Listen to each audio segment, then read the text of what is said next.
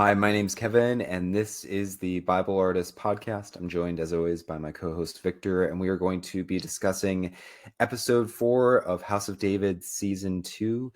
So we're midway through House of David, and episode 4 really focuses a lot on the Day of Atonement and the Tabernacle and different things related to that. So I'm really going to enjoy kind of digging into some of the stuff with that and all the things that are going on in the house of Saul. There's lots of kind of romantic messiness with David, but also even with Jonathan and Eshbaal. So lots of stuff going on. But before we get into it, what are your thoughts, Victor, just big picture on the episode? I just thought it was a good, we're just kind of moving along. Not a whole lot happened in this one, but a lot of setting up and a lot of just kind of continuing some stories. It was all good. I enjoyed it. It was very well done all the way through. Yeah, I felt like, this isn't like the big like reveal, like secret stuff happening, but like I think they're doing a lot of interesting things preparing us for the second half of the season.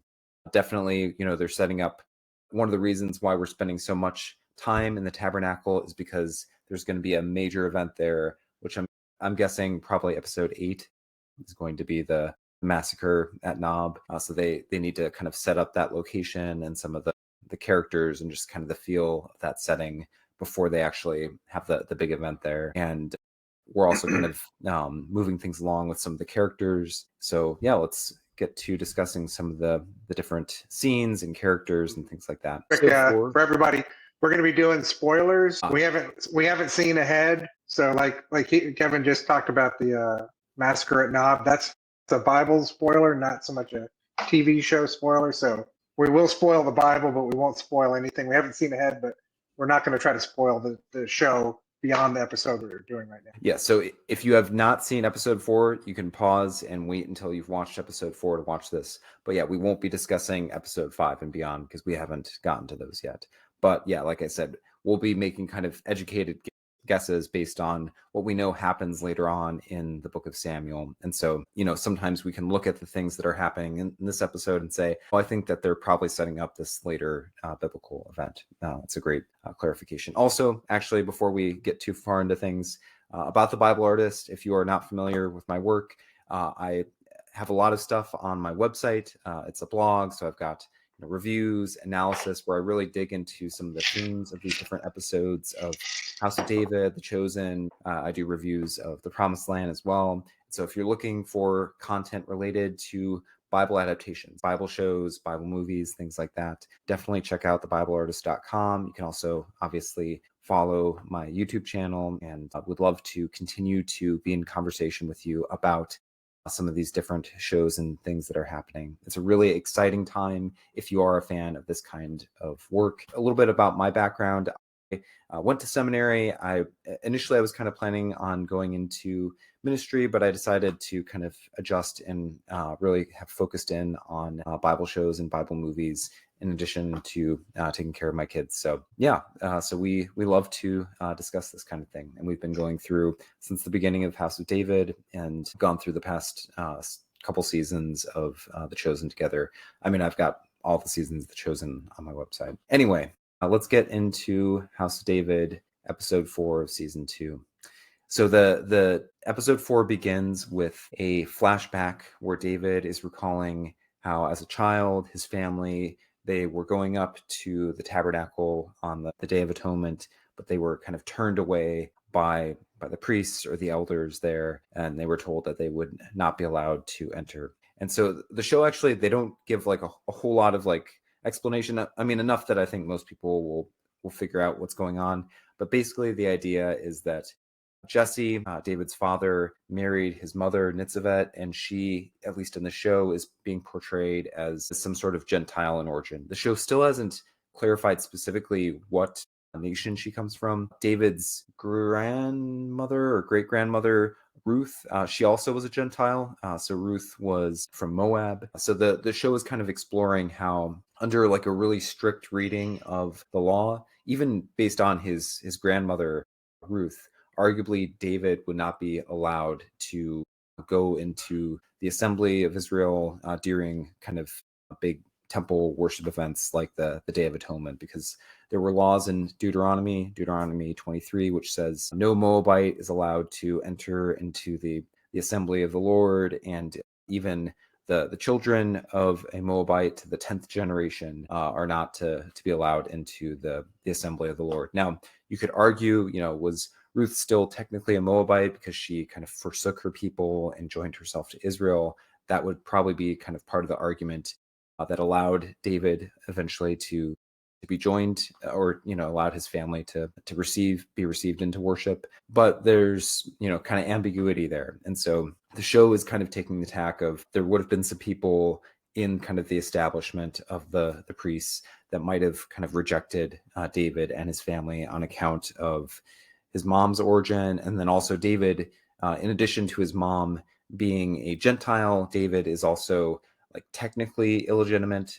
His mom and Jesse, they got married, but it's kind of like not considered like a kosher official marriage because of her origin. And so in that sense, he's like kind of a little bit of a bastard. And so not saying that as an insult, just like he's illegitimate or whatever. And in addition to showing kind of how David's not able to go, they also kind of set up how Eliab, like the entire family's not able to go along into the tabernacle. So Eliab is kind of frustrated that he can't go because of David. So that they're kind of reminding us of how David has kind of been a burden on Eliab since his childhood. And then we return from the flashback to the present day, and Mychal announces to David that Saul's been able to kind of get that prohibition against him removed, which, again, based on like a strict reading of the law, Saul might be kind of pulling some strings here, and that actually might not be like totally okay. You can actually understand that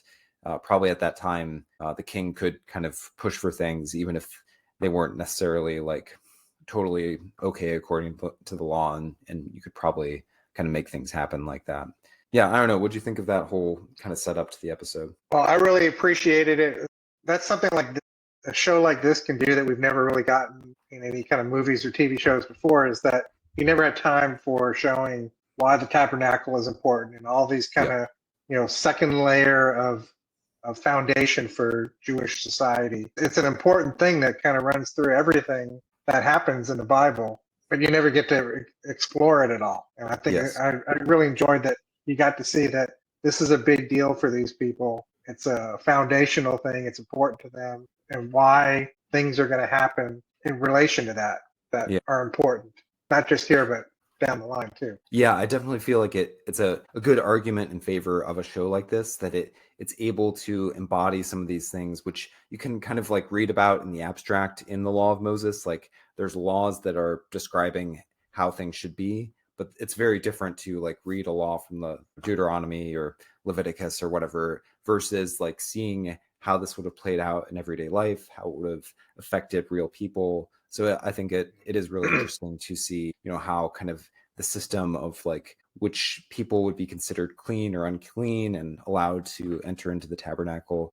That's like a interesting aspect of what this episode is exploring, and even like the concept of the Day of Atonement, and kind of setting up, this idea of it being a day where the Israelites, they repent of sins and they kind of put them on the goat and they offer sacrifices and things like that. A lot of Christians are familiar with some of these ideas. They know maybe in a general sense that these things are pointing forward towards Jesus from a Christian perspective, at least. But it's also kind of helpful to get a more concrete picture of what this would have looked like in everyday life, and to have that kind of woven into the story. I think I'm really glad that they chose to do that.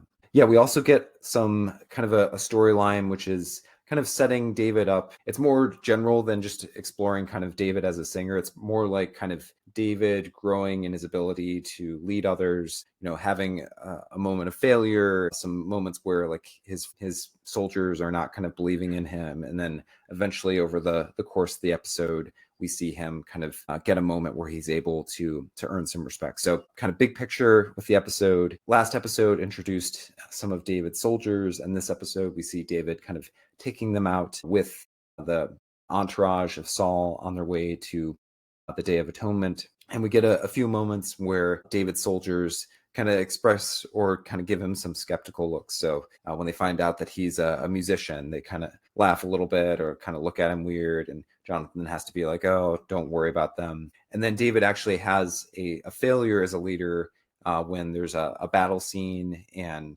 we actually don't see much of the battle ourselves, but we come in at the end of the battle and we find out that David kind of rushed the soldiers into it, and as a result he got some of his men killed.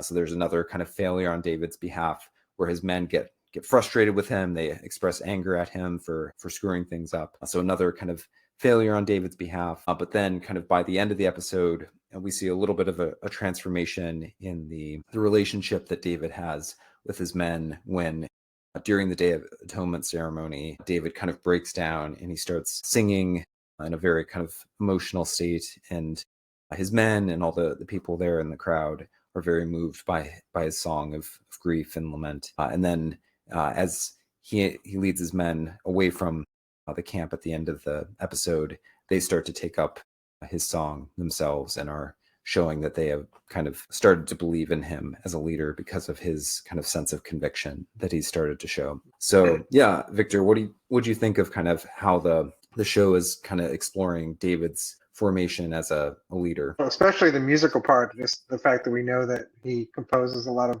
poems and songs and sings when he becomes king, and this is really good job of pointing towards that. Yeah, you get to see his progression. I wish we could have seen more of the actual failure of his little raid, just to kind of see him doing that, kind of come in, like I said, at the very end of it. It's, you're kind of playing a little bit of a catch up. It loses a little bit of its impact, but it's the rest of that sequence, the rest of the episode that plays off of that pretty well. You understand that it affected him pretty deeply. It affected everybody deeply, and he felt responsible, and he took ownership of it, and led his people in showing that, hey, there is atonement, there is seeking forgiveness, and that's what the leader should do. Yeah, and it points to one of the things that maybe distinguishes David from Saul. Saul, like, they both in the book of Samuel are depicted having very major failures in their leadership. David famously, the whole thing with Bathsheba, which is very relevant, as Uriah is one of the soldiers that he's leading right now. And also Oaz, who I looked this up after we discussed last week, and I kind of confirmed it. So Oaz is like an alternate spelling of the name Uzzah, so Uzzah is the guy who, when David's bringing the ark into Jerusalem, David puts it on a cart, which you're not supposed to do. You're supposed to just carry it up with humans, but David has it put it on a cart and moved to Jerusalem, and the cart kind of gets bumped, and the Ark of the Covenant almost falls off the cart, and Uzzah stretches out his hand to steady the Ark of the Covenant, and he gets struck dead as a result of that, in kind of judgment for them not carefully kind of following the law of Moses. And so they're definitely kind of like wanting us to be thinking about how David is going to fall into some big failures later on in the show. But what distinguishes David, even when he has those big failures, is that unlike Saul, who, when he fails, tends to be kind of very hard-hearted and stubborn, and he's focused on just trying to get Saul to acknowledge him before the people. He's not focused on, repenting of his sin, having like real remorse for his failures. Whereas David, he's recognizing, like, yeah, I messed up. I need to atone for the sin.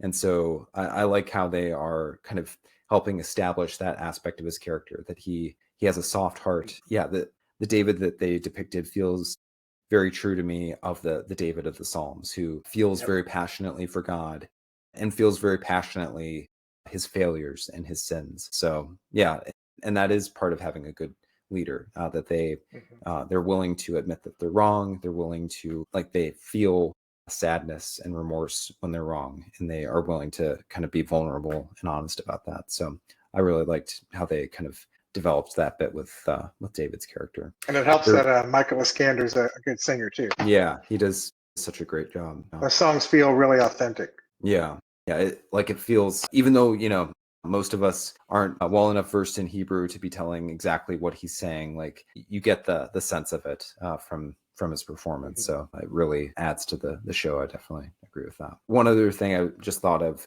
so one other kind of minor little, not failure, but little like embarrassing moment at the very beginning of the episode. David is supposed to be like leading the entourage out of Jerusalem, or not Jerusalem, out of Gibeah, and he doesn't know where he's supposed to go, and so he has to ask Uriah like where I should go. Other Lord of the Rings reference for fans of the Peter Jackson trilogy, when Frodo is leading the company out of Rivendell, he has to turn to Gandalf and be like, which way should I go, or whatever. And I'm pretty sure that like the exact words that David says are fairly similar to what Frodo says in the Peter Jackson movies. So I think this, like, I just love to kind of peg all these little references that the show is making to the Peter Jackson films. Side note, I'm actually going to be doing a talk at a Lord of the Rings fan conference this coming weekend, and that's my topic, is like looking at House of David and how it's referencing Lord of the Rings, and how Lord of the Rings is referencing biblical stories, and kind of discussing that. So that's just a little aside. Anyway, another kind of major storyline for the episode is the whole love triangle with David, Mirab, and Mychal. Can't buy me love, or my love.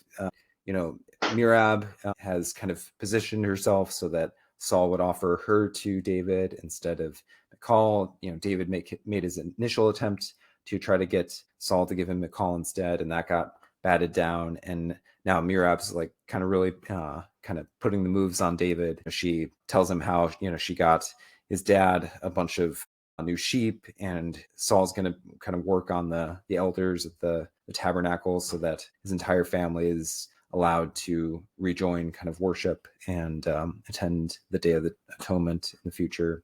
So initially she kind of like just tries to like woo him over with gifts, and he's like, oh, you can't just buy my affection with stuff. And then she's like, oh, but can I earn it? And she kind of goes on to try to find like commonality between them, and be like, oh, we both were often overlooked by people, and we're just trying to make a better way for ourselves and stuff like that. Yeah, I'm curious. So the David and Mirab kind of love thing, like, it's not like things like took like a major new turn. I mean, Mychal kind of like a little bit gave up at this point and was like, it seems like this isn't going to happen. So, I'm just going to have to accept this.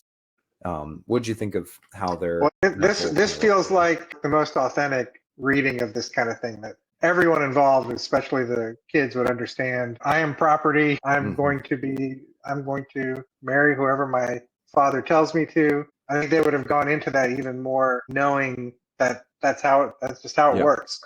So the fact that Mychal is like really like, well, I'm gonna have to deal with this. This is how it's gonna work. So I'm gonna go with it. I'm gonna find something else to do. Not happy with Mirab, but they're gonna figure out a way to make it work. And even David's kind of doing the same thing too. He doesn't want to do it, but he was like, Mirab keeps on like raising his hand and fake it for everyone else, or fake it for me. She's saying. Yeah, and I like that they did like do some work to make Mirab like not just like this. Like they could have done the whole like buy my love sort of angle, and like she's just trying to like shower gifts on him, but she like does actually try to connect with him emotionally and support him. She's there for David when he fails during the one raid. She was trying to empathize with him, and I think even her willingness to say like, I don't need you to love me, but can you just try not to embarrass me, like to be vulnerable with him like that, I think is endearing to the character. Like she doesn't come across, I don't think the show is presenting either of them in this whole situation as like the baddie. We want, Mychal and David to be together, but I think the show goes out of its way to try to help us sympathize with Mirab. And so, even though like, she did something shady in terms of like initially when she pushed her father to hand her over to David instead of Mychal, like, I like that the show has made her complicated and allowed the messiness of this whole situation to feel realistic in that sense. She's not, it's like politically though, she's correct. I mean, that is the strongest alliance that she could be making. The oldest daughter marrying this up and coming hero, that's going to strengthen their house, and it's going to, she doesn't know yet that he's been anointed. Yep. She's thinking this is only going to be good for you to be married to, not just a daughter, but a daughter that knows how to play the game. Yeah. Probably more than Mychal does. Mhm. She, at least she feels that she's more wise to the ways of the Game of Thrones. Yeah. Yeah. Yeah. Definitely, they're playing with some like Game of Thrones-ish stuff. We'll get into a scene where they do even more of that in just a little bit. But yeah, I definitely appreciate that. Like Mirab, you can see how it would be kind of a logical choice for David. I also love how Mychal at some point when she's talking to David, she's like, if this was God's will, it should be easier, which I appreciate like them kind of putting that forward, because a lot of times I think people assume that if something is God's will, then it's going to like come easily. And so like, I feel like through the story, they're actually kind of like correcting that assumption, because sometimes actually God's will is not very easy. And it's something you have to like keep pushing for and keep pushing for, because you know that this is the right thing, even though the easier path might seem like it's the good path or whatever. So yeah, I just appreciate how they're kind of exploring some of the complexities of relationships, and also, yeah, God's will even through that. So good stuff. Kind of while we're talking about the whole kind of situation with Mirab and David and things like that, we haven't gotten to Adriel getting Mirab, although that's kind of potentially on the horizon. I'm thinking that that's going to be kind of towards the end of the season, sad reveal for her, which, yeah, that's going to be really painful given how they've worked to help us sympathize with her character, even though it will also feel in a sense kind of earned because of how she has mistreated Mychal. So Adriel at the end of episode 3 showed up in Gibeah, and he kind of hinted to Saul that he knew who Samuel had anointed, but we don't actually see him identify who it was. So throughout this episode, we're kind of led to assume that either Adriel has pointed to David, or potentially maybe he's pointed to Eliab. I was kind of thinking that at different points, especially early on when Joab was taking Eliab off on a secret mission into the middle of nowhere. I thought it was possible that was so that he could go and kill Eliab. So I definitely think the show is like wanting us to feel a little uncertain. Saul also has this conversation with David that's like a little awkward, a little suspicious. And so we're supposed to be thinking like, okay, did Adriel, did he tell him that it was David? Did he tell him it was Eliab? But then it turns out that actually it was neither of them. So Adriel is a horrible person, and he just told Saul that it was some other guy that was one of his personal enemies. And so Saul sends Joab and Eliab to execute him, and we'll talk about that in a second. After that whole scene, Adriel goes to David and he's like, I know it was you, but I told Saul that it was someone else. So, between you and me, like when the scepter comes back to Judah, remember who helped you out, who remember, who you owe a debt to, basically. So, yeah, I appreciated how they made us think that he was going to kind of turn on David a little bit sooner, but he's playing a little bit more complicated game. What'd you think of that whole? Yeah, those kind of scenes are really, really hard to write, because you're trying to put forth like what you want the audience to believe. We're supposed to believe, that I'm pretty sure that was Eliab that we were trying to assume was going to get taken out at some point, and still trying to hide that, but also point forward to the fact that, I mean, that scene did a whole bunch of stuff. It had to make Eliab really now have an even more resentment towards David. Mm-hmm. Now David owes Eliab.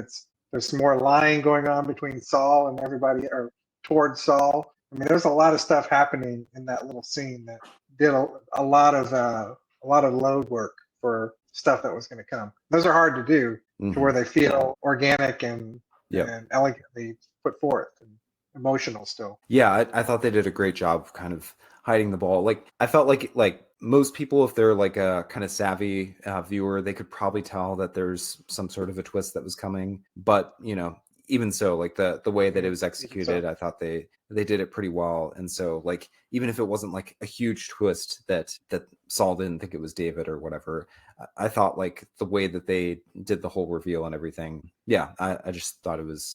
And we kind of did a little predicting on that last week. Yeah, we were kind of right, but even still, it was fun. That they, even in spite of kind of mostly guessing it, they still fooled us.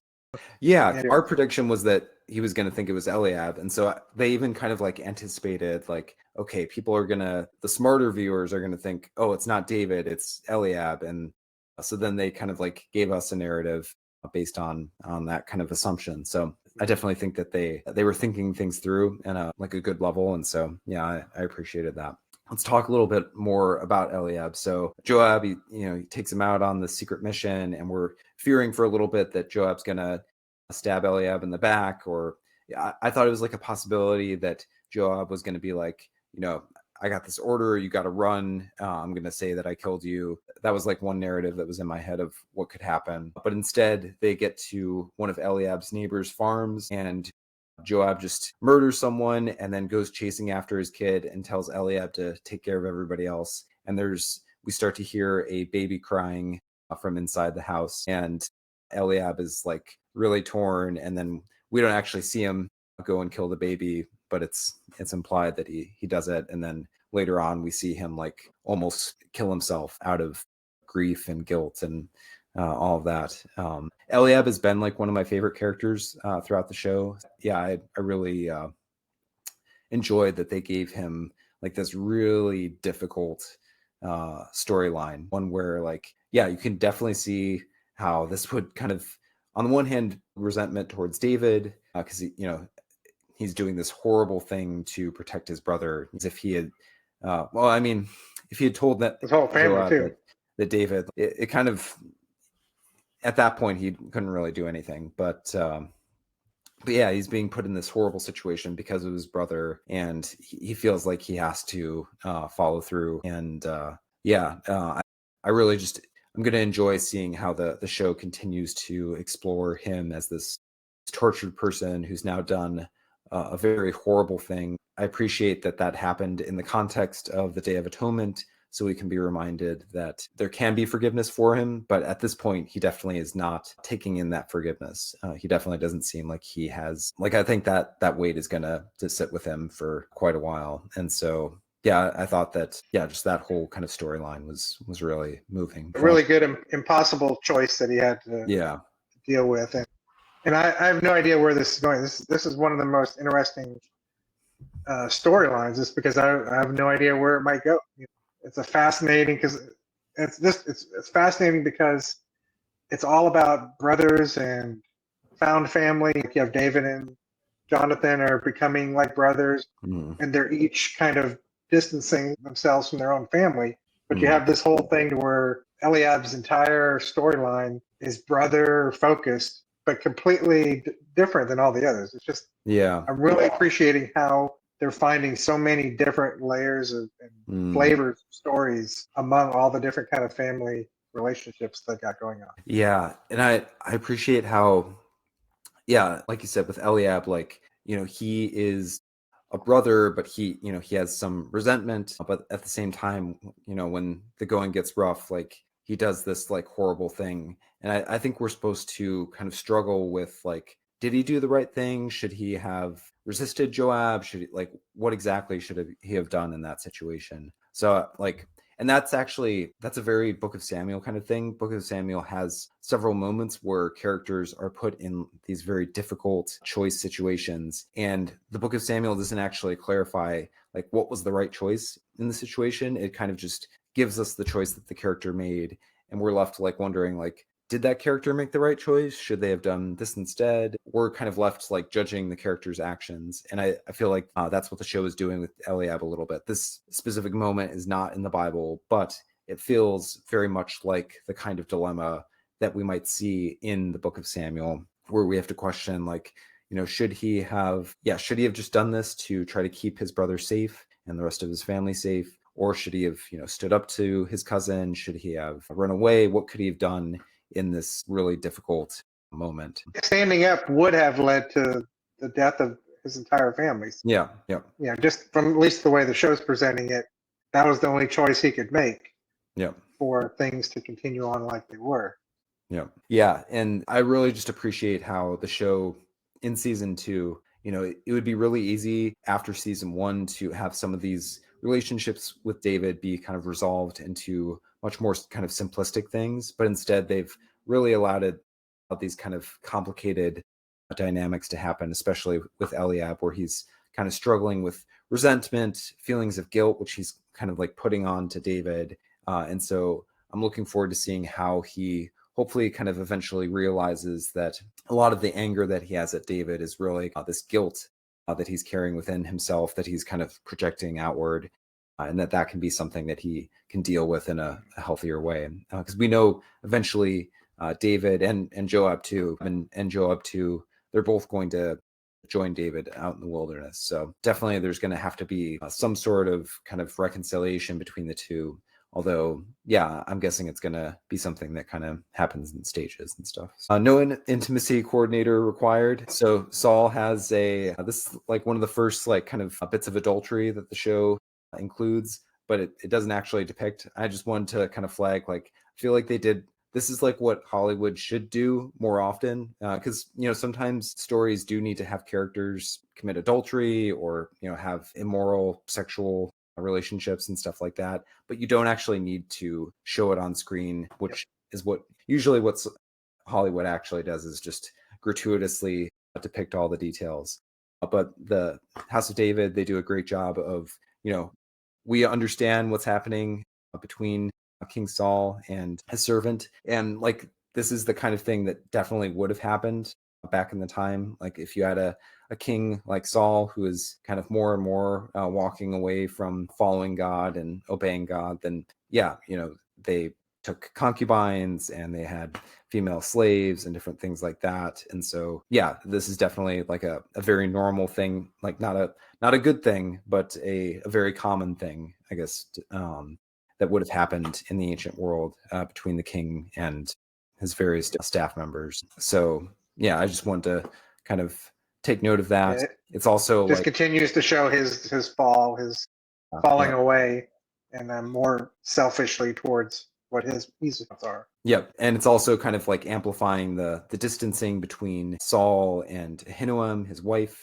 who she's not a great person either, but that doesn't mean that he should be committing adultery on her with her servant or whatever. But it's also like super ironic that whole scene happened as Samuel was praying over the Israelites and asking God to forgive them their trespasses and atone and have compassion and all of that. And it just kind of like goes to show that, for someone who is kind of entrenched in their sin and not like seeking after God actively, which the show has definitely shown that, Saul is just kind of so focused on himself and his own glory.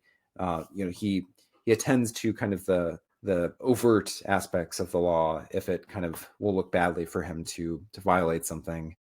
But the show has also made it clear that he's not kind of in his deepest heart committed to the Lord and like the spirit of the law. So I think it was good that they just kind of started to introduce this aspect of being a king, because that's another thing that they are setting up as far as David.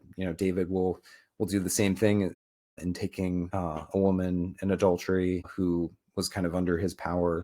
And so I think that we're probably supposed to be kind of thinking of like, David, he's got Uriah with him right now, and he's going to do something very similar down the road. So I don't know if you're going to be talking about it here in a minute with Jonathan and Sarah, but it's kind of a contrast, is where Jonathan has, if he wanted to, he could demand that Sarah stay with him. Yep. She decides she wants to go, but he lets her go. He doesn't selfishly keep her to himself. Just kind of good contrast with what Saul's doing. Yeah, no, that's a really good point. I hadn't even been thinking of that they're definitely wanting us to see and like compare all these different relational dynamics that are happening side by side with one another. So Saul, he sees something that he wants and he just takes her without, there's no like actual peer-to-peer relationship there. He just is taking what he wants. Whereas like Jonathan, like you said, like he could be pressuring Sarah into a type of relationship, but he's willing to release that, even though we know that they'll probably end up being together in part because he is a good person, as he is like demonstrated. But he's not kind of using his power in order to pressure her into anything.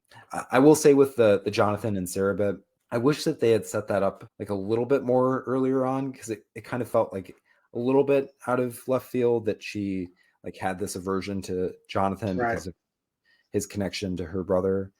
Should have mentioned that earlier. Yeah, or like had some We sort of way would of have like, seen it. looking at it. I don't think that they did anything that set it up in any of these earlier episodes, and so that one slight little fault in the show. But yeah, I do like that they have this relationship between him and her.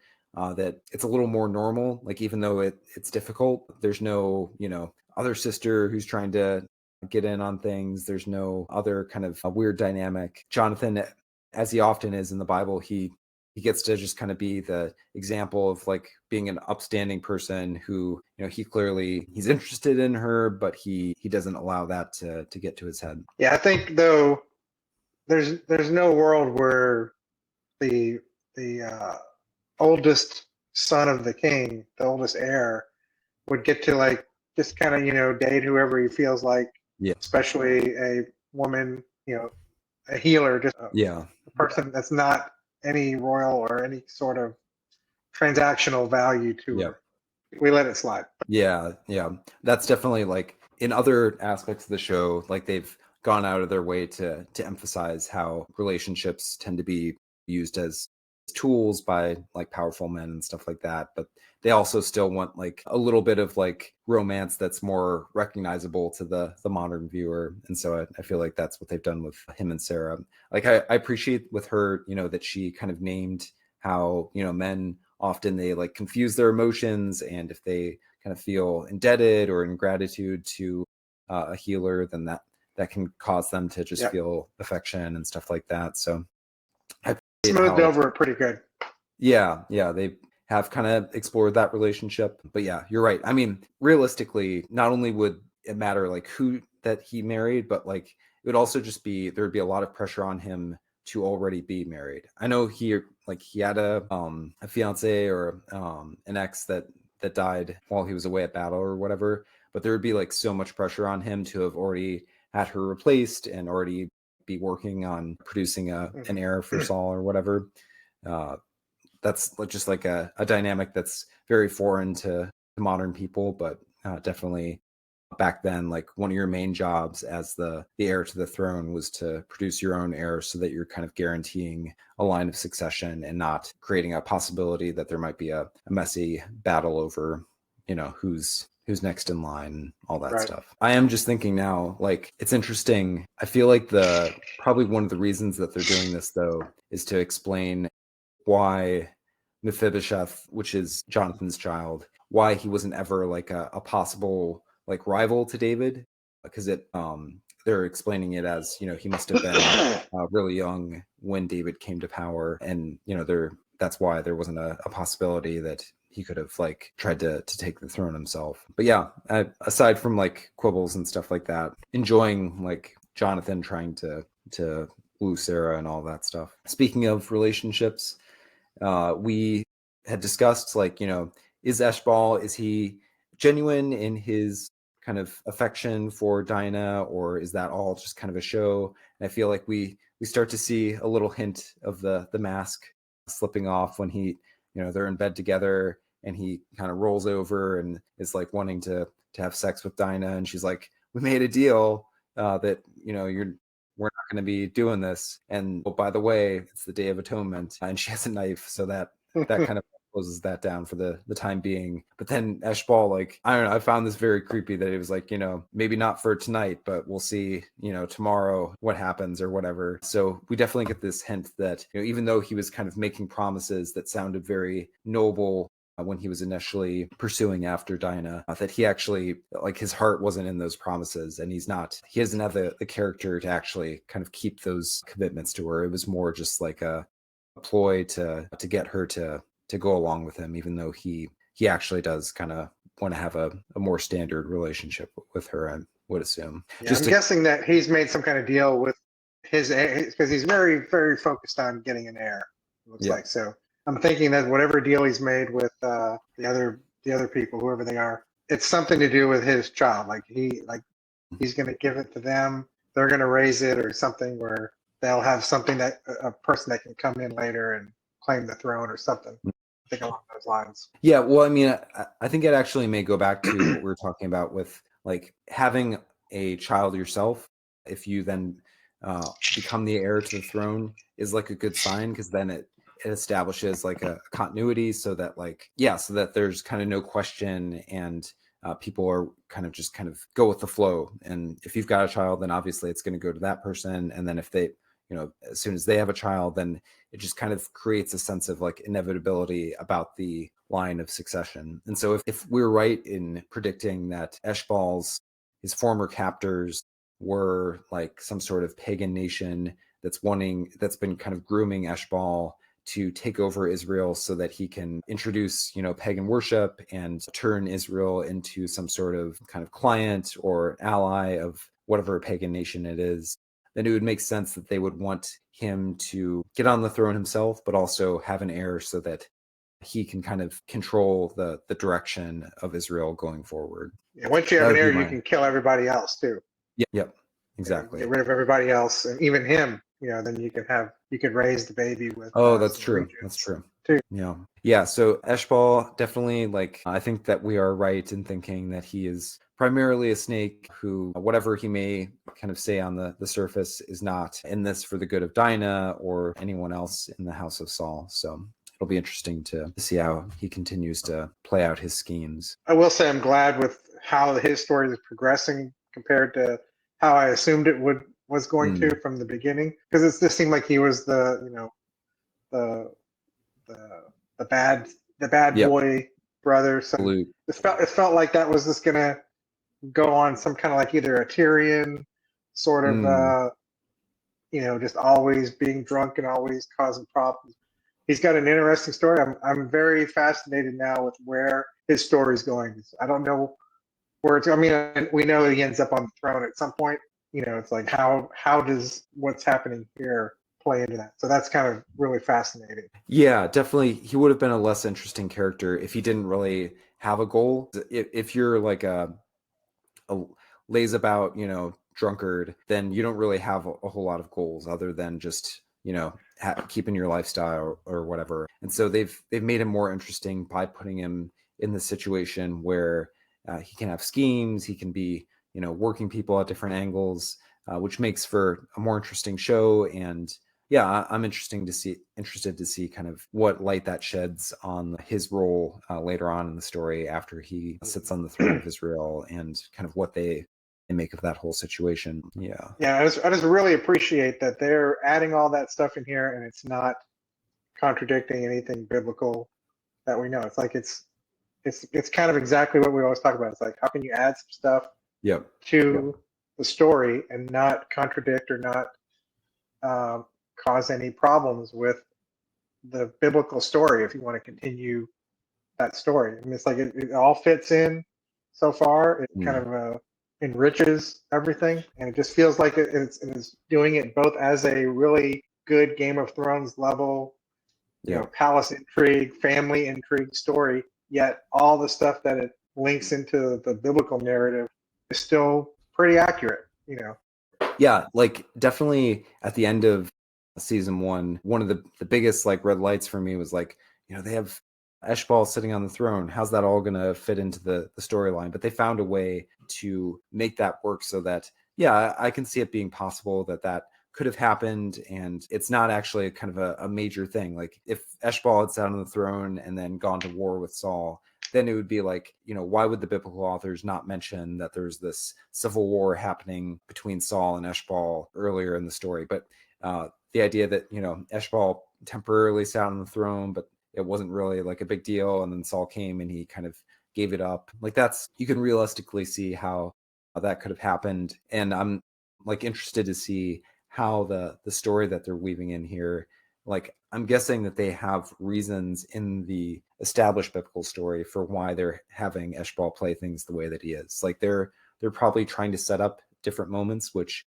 we may not even be aware of. Actually, that just made me think. So with Kazia, there's this one story after Eshbaal comes to power and becomes the king after Saul dies, where Abner is his general. Abner's kind of the one who's actually kind of really in charge.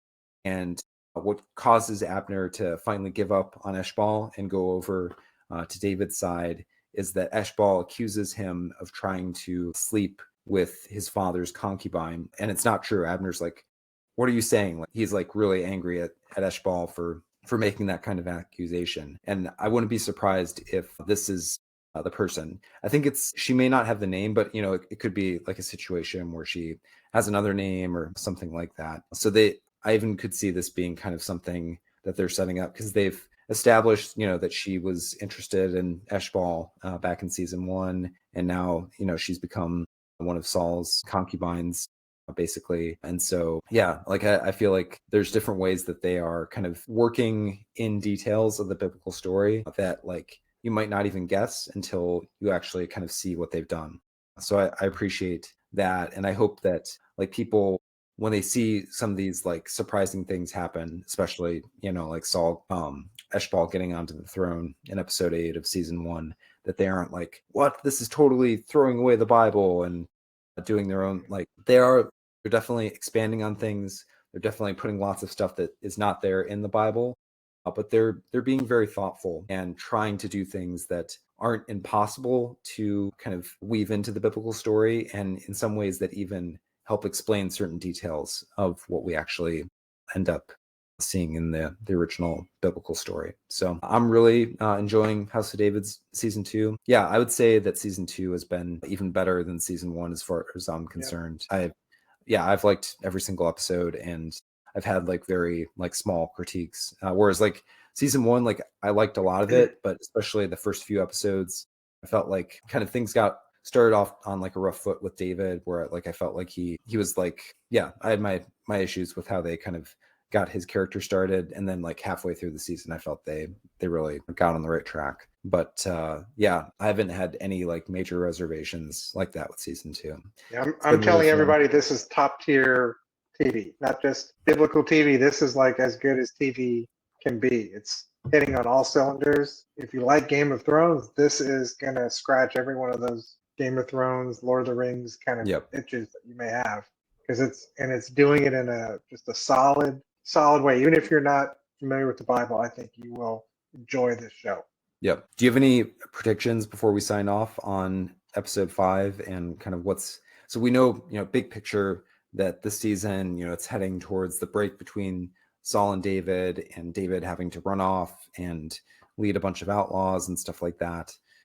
Do you think episode 5 is when we have David finally gets the chance to win Mychal by going off and doing, killing the 100 Philistines and stuff like that? That's what I was thinking was going to be this episode, but I get why they held off on that. Maybe.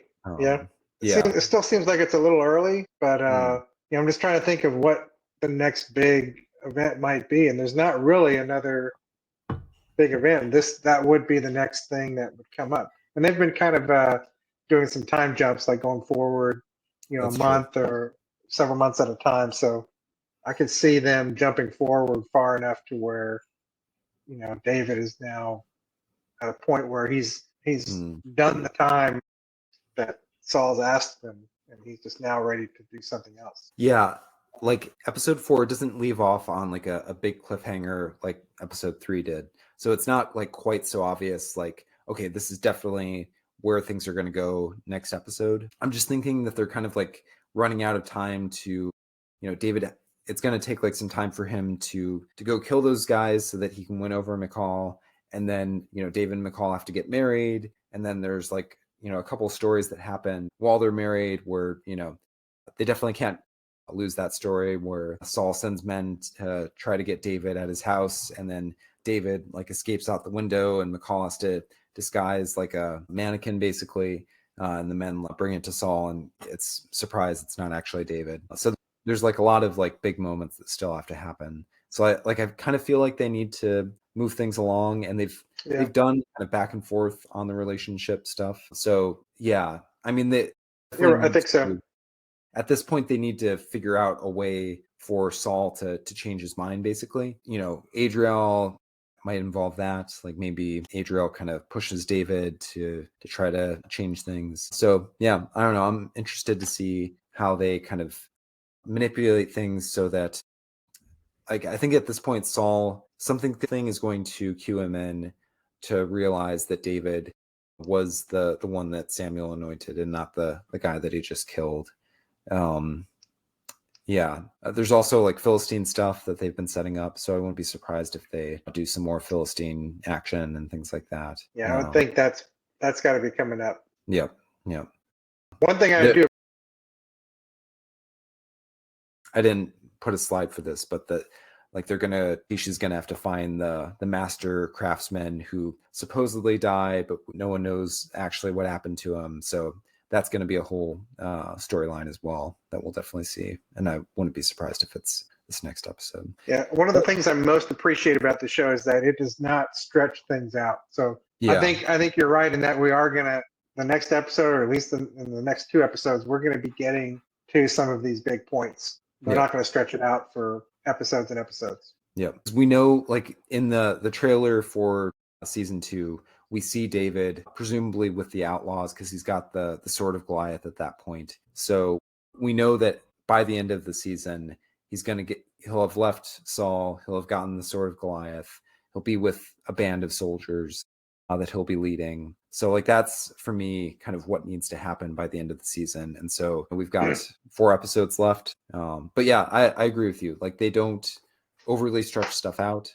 I'm glad that they gave like a couple of episodes for back and forth with the whole kind of romantic triangle. But I think we're probably getting to the point where they need to move beyond that and move into Saul's kind of growing suspicion, and kind of the second half of the season would make sense for me as a kind of a shifting point. And we kind of did get that montage where by the end of the montage, we saw David was pretty much a feared warrior. And he was at that point where he was, David has his 10,000.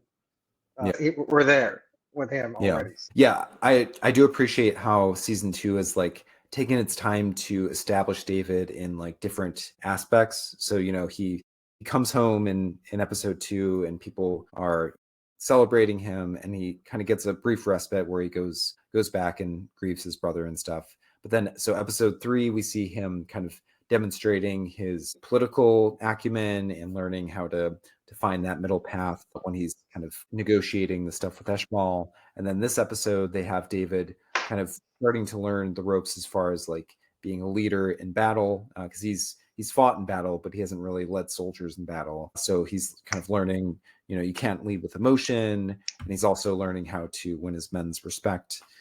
So like they're also kind of gradually building up his leadership, because by the end of the season, he needs to be in a place where his men believe in him so much that they're willing to leave Saul and go into the wild and follow him. So that's definitely a cool kind of storyline to follow. I appreciate that they've like done that in like different aspects of what it means to be a leader. Yeah, and we got a confirmation, or Jonathan got confirmation that David was the anointed. Got that from Samuel. So that's been kind of put out there. So all these little things are in place for whatever the next part is. Yeah. So now Jonathan is in a place to do kind of that very emotional parting scene that he has with David when David flees from the house of Saul.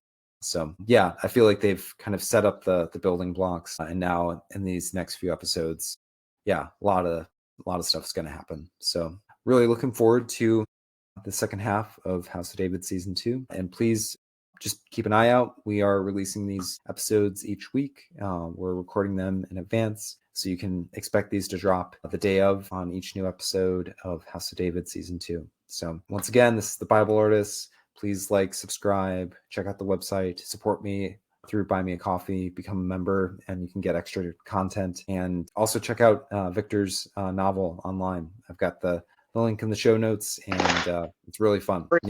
Free to read. If you're someone who enjoys the Game of Thronesy stuff, but also wants it to be, in a Christian context where we're not kind of gratuitously dwelling on stuff, Victor's novel is great. There's lots of world building, lots of cool kind of political and cultural dynamics that are going on, and also historical stuff. So it's a real fun read. Anyway, this is the Bible Artist Podcast, and we hope to see you soon. Godspeed.